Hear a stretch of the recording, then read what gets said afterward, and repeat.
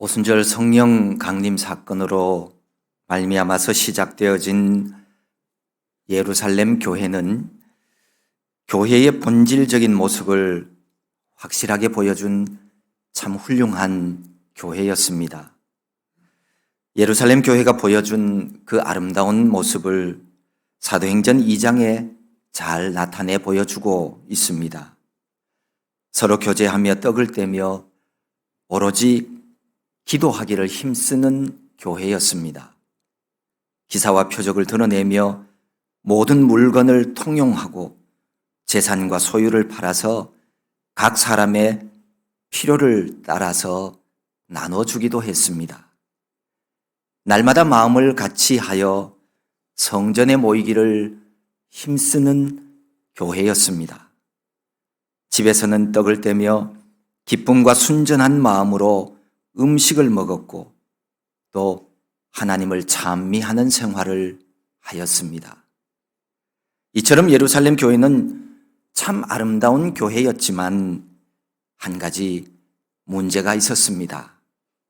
그것은 이 교회가 계속해서 예루살렘에만 머물러 있으려 했기 때문입니다. 이것은 주님의 뜻이 아니었습니다. 우리 주님은 주님의 복음을 온 세상에 널리 전하라고 하셨습니다. 그래서 하나님은 이 예루살렘에만 안주하고 있는 초대교회 공동체를 온 세상에 흩으시기로 작정하셨습니다. 흩으시는 방법은 바로 박해였습니다. 사람은 누구나 편안한 환경을 만나면 거기에 안주하려고 합니다. 새롭게 무언가를 시작하고 도전하려고 하지 않습니다. 하지만 정말 지혜로운 사람은 평안의 날에도 새로운 것을 도전하고 내일을 준비합니다. 이 세상 나라도 하나님의 나라도 바로 이런 지혜로운 사람들을 통해서 흥왕해 갑니다. 하나님께서 예루살렘 교회에 큰 박해가 임하도록 하셨습니다. 이 박해는 스데반 집사의 순교로부터 드러나기 시작한 유대인들의 핍박이었습니다. 이러한 박해 때문에 예루살렘 성도들은 숨어야만 했고 피해야 했습니다. 그래서 예루살렘을 떠나 여러 곳으로 흩어지기 시작했습니다. 이렇게 흩어진 성도들이 베니게와 구브로와 안디옥에까지 이르게 되었습니다. 복음을 통해 구원받은 성도들은 그가 어디를 가든지 간에 이 복음을 증거하는 증인으로서의 삶을 살게 됩니다. 왜냐하면 내가 얻은 구원의 기쁨과 이 감격을 다른 사람에게도 전해주고 싶어 하기 때문입니다. 예수 그리스도를 믿음으로 영생을 얻었는데 그 좋은 것을 어떻게 나 혼자만 누릴 수가 있겠습니까? 자기는 구원받아 놓고 자기 가족이나 사랑하는 사람에게 복음을 전하지 않아서 그들이 영원한 형벌에 빠지게 한다는 것은 그거는 정말 나쁜 사람입니다. 맛있는 음식도 자기 숨겨놓고 혼자만 먹어도 나쁜 사람인데 하물며 영생을 전하지 않는다는 것은 정말 잘못된 일입니다. 그런데 이 가족이나 사랑하는 사람들에게 복음을 전하지 않는 사람들을 가만히 살펴보면 대부분 부활하신 예수님을 만나지 못한 사람들입니다. 안타깝지만 아직 복음을 잘 몰라요. 구원에 대한 확신도 잘 없습니다. 하나님과 동행하는 삶이 무엇인지도 잘 몰라요. 그러니 전하지 못하는 겁니다. 복음을 모르면 와서 배우십시오. 새벽 시간이든 저녁 시간이든 시간을 내어야 합니다. 모르는 것은 죄가 될 수 없지만 모르면서도 배우려고 하지 않는 게으름은 죄가 됩니다. 그렇게 사방으로 흩어져서도 복음을 전하며 살아가던 몇몇 사람들이 안디옥에 와서 이 이방인인 헬라인에게도 주 예수님을 증거하였습니다. 그러자 하나님의 간섭으로 안디옥에서 수많은 이방인들이 예수님을 믿게 되었습니다. 안디옥에 와서 헬라인에게 복음을 전할 수 있었던 몇몇 사람들은 배타적인 우월주의를 버렸기 때문에 가능한 것이었습니다. 유대인들은 대부분 하나님이 자기 민족만 사랑한다고 알고 있었습니다. 아브라함의 혈통적 후손인 유대인에게만 하나님의 구원이 있다고 생각했어요. 이방인은 구원받을 수 없다고 생각했습니다. 그래서 유대인들은 이방인과는 상종도 하지 않으려고 했습니다. 하나님이 나를 사랑하는 것 맞습니다. 그런데요, 나만 하나님이 사랑하신다는 잘못된 우월감은 정말 위험합니다. 내 생각이 옳고 나와 다른 생각은 틀렸다는 이 배타적인 자세는 하나님의 은혜를 경험하지 못하게 만듭니다. 타인에 대한 불평과 비하의 마음은 이 마음을 버리지 않으면 복음 전할 수도 없고 주님 안에서 기뻐하는 진짜 믿음 생활도 할 수 없습니다. 반드시 버려야 하는 마음입니다. 오늘날에도 이 잘못된 우월주의에 빠져서 참다운 신앙을 가지지 못하는 이들도 참 많습니다. 하나님은 모든 사람을 다 사랑하십니다. 수많은 이방인들이 복음을 듣고 예수님을 믿고 주께 돌아왔다고 하는 이 소식을 듣고 진상 파악을 하기 위해서 중앙교회인 예루살렘 교회에서 바나바라고 하는 사람을 대표로 파견했습니다. 바나바는 구브로 섬 출신으로 원래 이름은 요셉이었습니다. 그런데 그가 설교를 얼마나 잘하든지 바나바라고 하는 이름을 얻게 되었습니다. 이 바나바라고 하는 이름은 위로의 아들이라고 하는 뜻을 가지고 있습니다. 그는 자기 소유의 밭을 팔아서 교회에 바쳤으며 회심한 바울을 예루살렘에 있는 사도들에게 소개해서 함께 할 수 있도록 한 그런 사람입니다. 안디옥에 도착한 바나바는 하나님의 은혜를 보고 기뻐하여 모든 사람에게 굳건한 마음으로 주와 함께 머물러 있으라 이렇게 권합니다. 하나님의 은혜를 보고 기뻐하였다는 말은 이방인의 개종 사건을 보고 기뻐했다는 말이죠. 이방 사람들이 주의 손에 의해서 주께 돌아온 것을 하나님의 은혜라고 표현하고 있습니다. 여기서 바나바가 기뻐했다라고 하는 말은 안디옥 교회의 선교 활동을 정식으로 인정하고 공인했다는 의미입니다. 예루살렘 교회가 이방인들의 공동체인 안디옥 교회를 기독교 공동체로 정식으로 받아들였다라는 뜻이죠. 특히 여기에 주와 함께 머물러 있으라라고 하는 이 말은 초기 기독교의 아주 중요한 메시지였다고 합니다. 예수님을 삶의 중심이 되게 하라는 뜻입니다. 예수님이 모든 삶의 원리이며 기준이라는 겁니다. 다시 말해서 모든 종교적인 율법과 유대교적인 전통으로부터 자유하여서 오직 예수님께로 돌아오고 예수님만을 규범으로 삼고 살아가라는 그런 뜻입니다.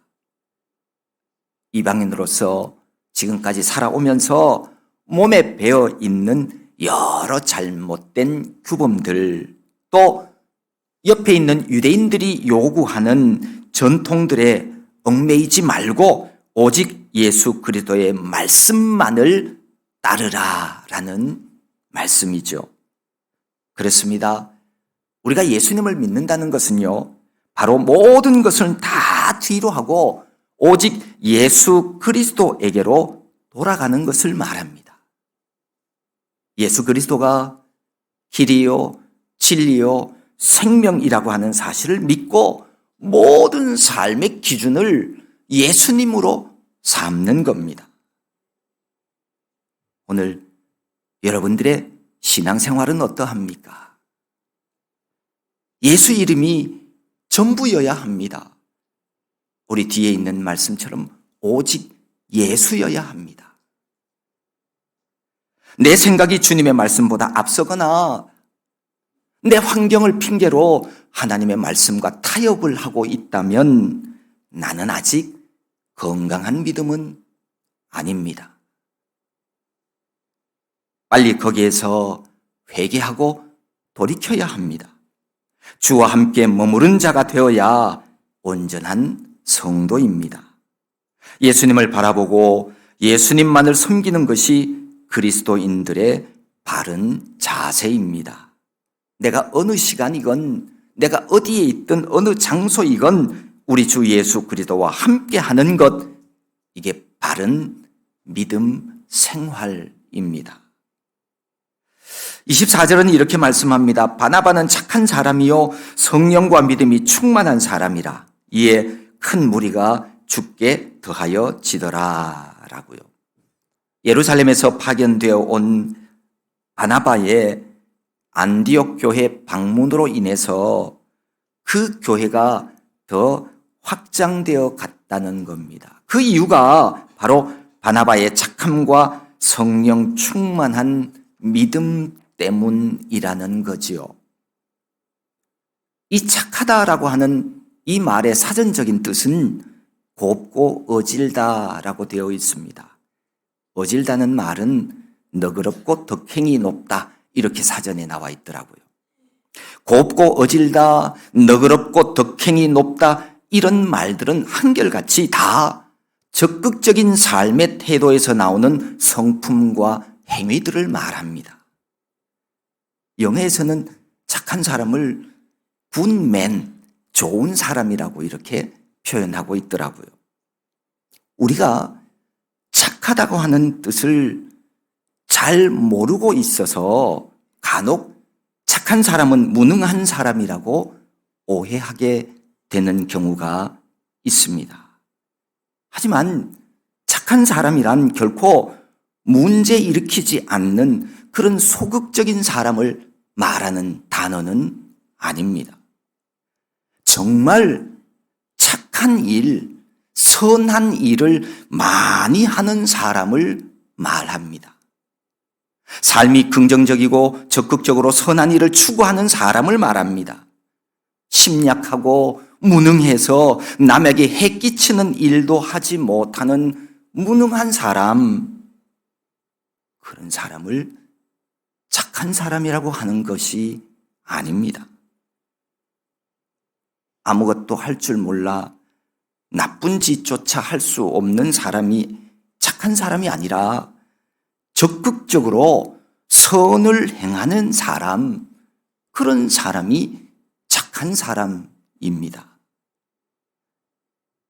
이렇게 바나바가 착한 사람이요 성령과 믿음이 충만한 사람이었기에 안디옥에 있는 이방 기독교인들을 인정한 것이 그게 정당하다라는 의미입니다. 그뿐만 아니라 이 바나바가 성령과 믿음이 충만한 사람이었다는 얘기는 이방인도 구원 얻는 이 일에 대해서 바나바가 긍정한 것, 이것이 성령 하나님의 섭리 안에 있다는 사실도 알게 해주는 내용입니다. 이렇게 이방 땅에 예수님을 믿는 사람들이 많이 늘어나자 바나바는 사울을 찾으러 다소에 갔습니다. 그리고 안디옥으로 데리고 왔습니다. 아마도 많은 사람들이 모이는 이 안디옥 교회를 바나바 혼자 이끌어갈 수 없었기 때문인 것으로 보여집니다. 그리고 대부분 이방인들로 구성이 되어진 안디옥 교회에 이방인의 사도로 부름받은 사울의 도움이 필요했던 것 같습니다. 사울의 고향 다소는 안디옥에서 그리 멀지 않는 곳에 있었습니다. 북서쪽으로 약 30리 정도 되는 거리에 위치한 길리기아의 중요한 도시로 거기는 중개무역이 활발하게 일어났던 곳입니다. 그래서 일찍이 헬라 철학을 비롯한 헬라 문화가 그곳에 자리를 잡았습니다. 사울을 만나 안디옥으로 데려온 바나바는 거기서 1년 동안 머물면서 많은 사람들을 복음으로 가르쳤습니다. 안디옥 교회가 기독교 역사에서 아주 중요한 의의를 가지고 있는 것 중에 하나가 있습니다. 바로 이 안디옥 교회에서 처음으로 그리스도인이라고 하는 호칭이 사용되어졌다는 것입니다. 당시에 추종하는 대상의 이름을 따서 그를 따르는 사람들에게 이름을 붙여주는 것이 일반적이었다고 그럽니다. 그리스도인이라고 하는 호칭은 예수 그리스도를 추종하는 사람들이라는 뜻이죠. 안디옥 교회가 교회 밖 사람들로부터 그리스도를 추종하는 사람들이라고 하는 것을 인정받게 되었다는 겁니다. 오늘날 우리도 모든 세상 사람들로부터 예수 그리스도를 닮아가는 사람들이라고 인정받는 자들이 되어야 되겠습니다. 그리스도인에게는 민족이나 출신이나 이런 것은 중요하지 않습니다. 얼마나 예수 그리스도를 닮았느냐 하는 것이 중요합니다. 나는 예수님을 얼마나 닮았을까 생각해 보셨나요? 가끔씩은 생각해 보셔야 합니다. 예수 그리스도를 닮은 것이 없다면 나는 그리스도인이 아닐 수 있습니다.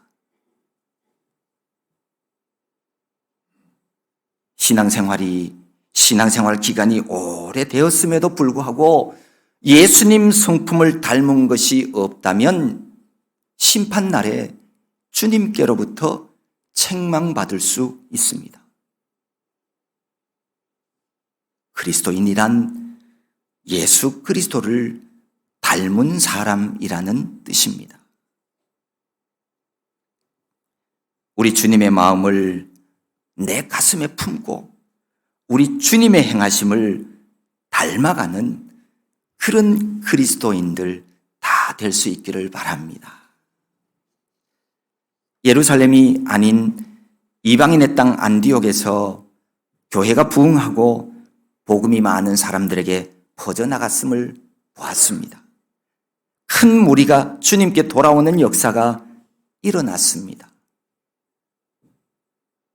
오직 성령이 너희에게 임하시면 너희가 권능을 받고 예루살렘과 온 유대와 사마리아와 땅 끝까지 이르러 내 증인이 되리라 라고 하는 주님의 말씀이 이루어지는 현장이었습니다. 어떻게 이런 놀라운 일들이 일어나게 되었을까요?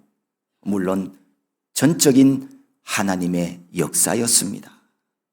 성령의 임하심 그리고 하늘로부터 내려주시는 권능으로 말미암아 하나님의 때에 하나님의 계획하심이 이루어진 거죠.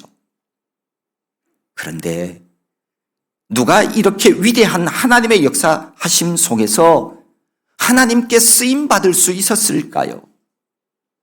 하나님께서는 하나님의 일을 하나님의 사람들을 통해서 이루어 가십니다. 누군가에게 어떤 선물을 주기를 하나님이 원하실 때 저 하늘에서 갑자기 선물이 뚝 떨어지는 것이 아니라 하나님의 사람 누군가를 보내어서 그에게 그 선물을 주십니다. 누군가를 구원하기를 원하실 때 하나님이 그 사람에게 짠 하고 나타나서 내가 부활한 예수 그리스도다 그렇게 하지 아니하시고 하나님의 사람을 보내어서 하나님의 복음을 전해주시는 겁니다.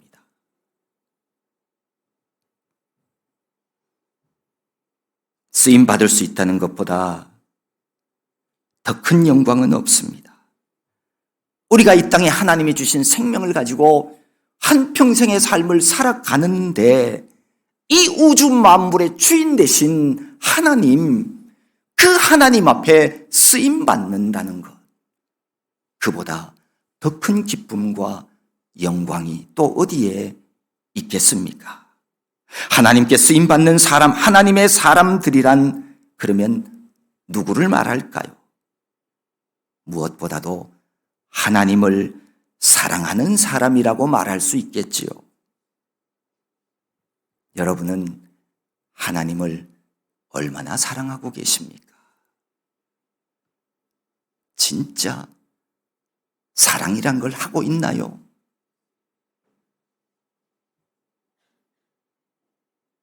하나님을 사랑한다는 건 그 뭘까요? 성경 요한 1서 5장은 이렇게 말씀하십니다.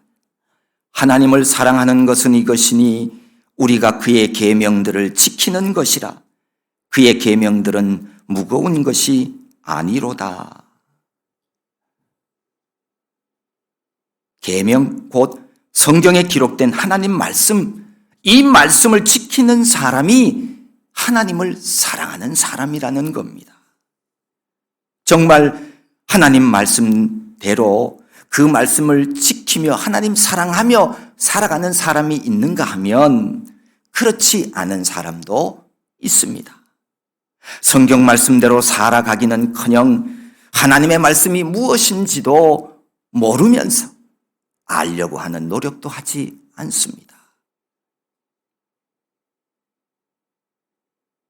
이 예언의 말씀을 읽는 자와 듣는 자와 그 가운데 기록한 것을 지키는 자가 복이 있다고 성경은 기록하고 있는데 하나님의 말씀을 읽지도 듣지도 그 말씀을 기억하고 행하지도 않으면서 어떻게 만왕의 왕이 되시고 온 세상의 주인 되신 하나님이 주시는 복을 누리며 살아갈 수가 있겠습니까?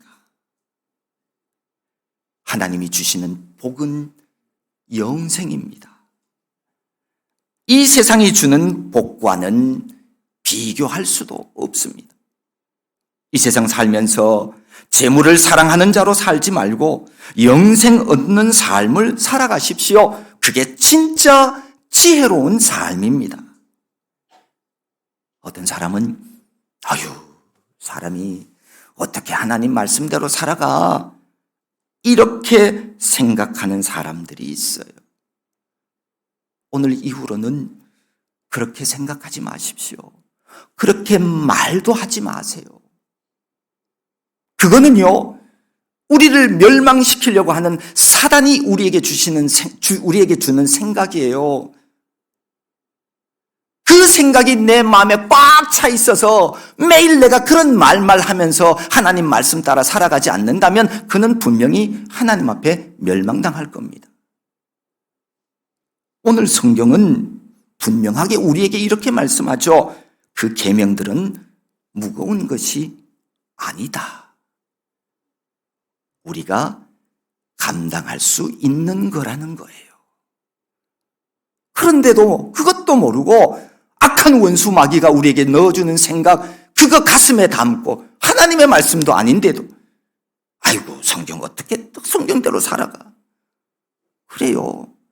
결국은 그 종말은 영생이 될 수가 없어요. 하나님의 말씀은 우리에게 무거운 것이 아니에요. 우리 인생이 연약하고 부족해서 때때로 넘어지기도 하고 죄 짓기도 하지만 하나님 사랑하는 사람은 하나님의 말씀을 배워서 그 말씀대로 살아갑니다. 얼마든지 말씀 안에서 살아갈 수 있습니다. 그게 하나님의 말씀이에요. 성경 말씀을 지켜 행하는 자가 되어 진정으로 하나님 사랑하는 사람들이 되어야 합니다. 그래야 하나님께 쓰임 받을 수 있습니다. 그런데 하나님 사랑하는 일에 걸림돌이 있습니다. 이 걸림돌에 걸려 주님의 사랑을 맛보지 못하다가 이 세상 나그네 인생 끝내는 이들도 있습니다. 내 신념이 신앙을 가로막는 자가 되어서는 안 됩니다. 내 신념이 하나님의 말씀보다 앞서는 자가 되어서는 안 됩니다. 전통적으로 유대인들은 하나님이 자신들만 사랑하고 구원한다고 생각했어요. 하지만 성령 강림 사건을 통해서 임하신 성령님은 그들의 생각을 바꾸어 주셨어요. 그래서 이방인에게도 예수 복음을 전하게 되었고 그들에게도 주님의 손이 임하여서 구원 얻게 되는 역사를 그들은 그들의 눈으로 보게 되었습니다. 그리하여 안디옥 교회가 부흥하게 되었고 많은 사람들이 구원 얻는 역사가 일어났습니다. 하나님을 믿는 사람들은 내 안에 내 생각에 갇혀서는 안 됩니다. 하나님을 믿는다면 말입니다. 더 큰 하나님의 생각을 받아들일 줄 알아야 합니다. 내 생각이 하나님 생각보다 앞서면 결코 안 됩니다. 만약에 제자들이 유대 전통에만 갇혀 있었다면 오늘 안디옥 교회 같은 훌륭한 교회는 탄생하지 않았을 겁니다. 우리 아름다운 교회도 없었을 거예요.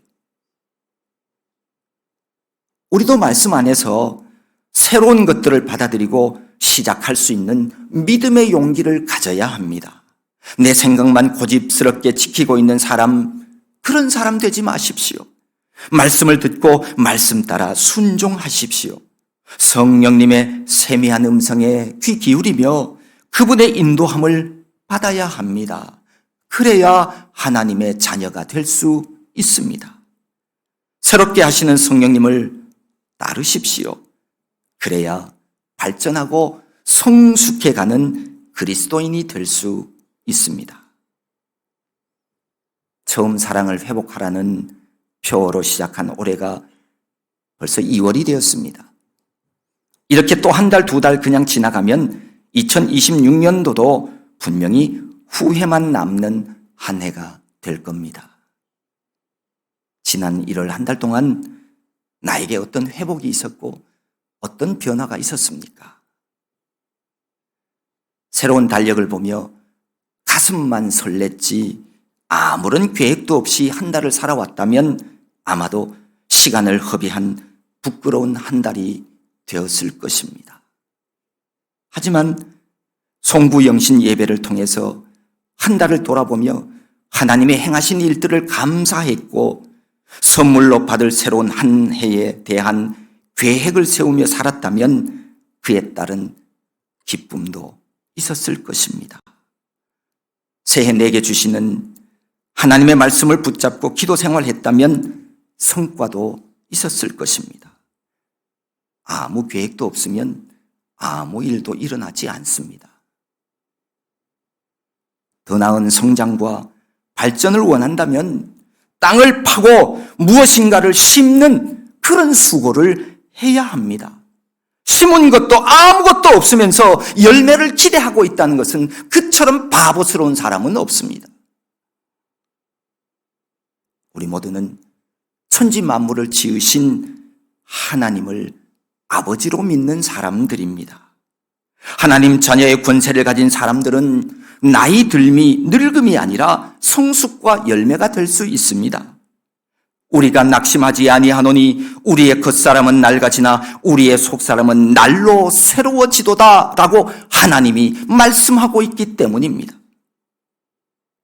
나이가 10대든 20대든 혹은 70이든 80이든 하나님이 내게 선물로 주신 오늘이라고 하는 이 한날은 새로워지고 날마다 거듭나야 하는 하나님의 선물입니다. 세월을 아끼는 그리스도인 되십시오. 물론 내 힘과 능력으로 내 지혜로는 할 수 없습니다. 영원하고 변하지 않는 하나님의 일들은 하늘로부터 내려주시는 능력으로만 할 수 있습니다. 늘 하나님과 동행하십시오.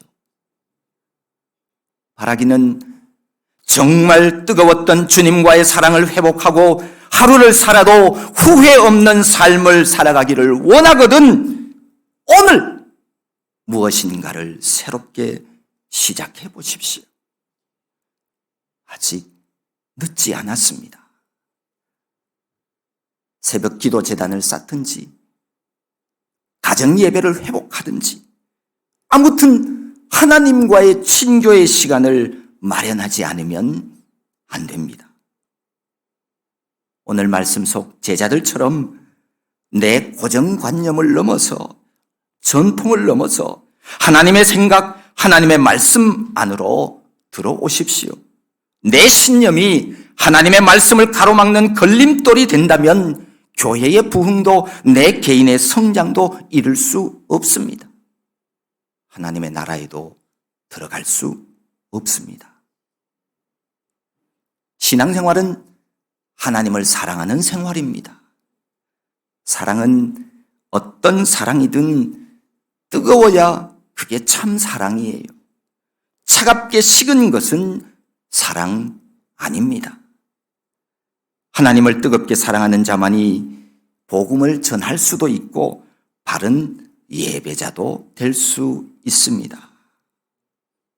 날마다 말씀과 기도로 거룩하여지고 순수하고 뜨거웠던 처음 사랑을 회복하여서 이 시대에 하나님이 이루어 가시는 부흥의 역사에 꼭 참여할 수 있는 저와 여러분 모두가 될 수 있기를 소망합니다.